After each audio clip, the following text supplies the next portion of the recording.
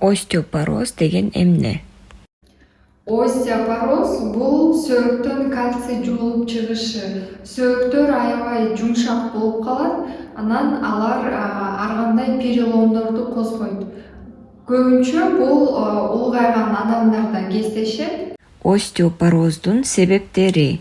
Остеопороз эркектерге караганда аялдарда көбүрөөк кездешет. Бул деген климакс башталгандан кийин 1-7-8 жылдан кийин сөөктөн кальций жугулуп баштайт дагы, ал остеопорозду козгойт. Байкасаңар, 60тан өткөн улгайган адамдар кичирээк жерден жыгылып же чалынып сөөктөрүн перелом кылып алат. Ошол остеопороз.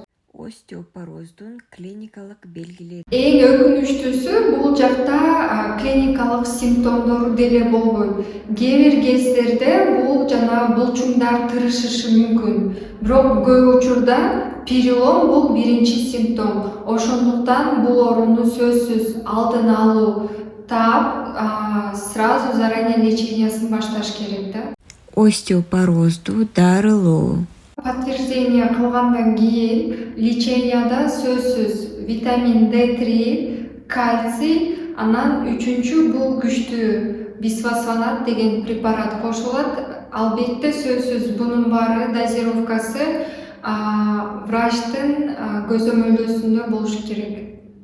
Остеопороздун профилактикасы. Климакс башталгандан кийин аялзат өзүнүн канындагы витамин D3 деңгээлин сөзсүз 6 айда бир текшерип туруш керек да.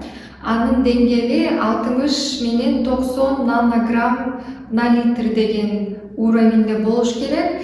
Профилактика катары витамин D3 ичсе болот, ичиш керек, и препараты кальция 1 жылда 2 жолу курсом, то есть кальцийди 2 ай ичет курсом, 1 жылда 2 жолу ошону кайталаш керек да. Витамин D3 профилактическая доза бул 3000ден 5000 международный единицага чейин болот.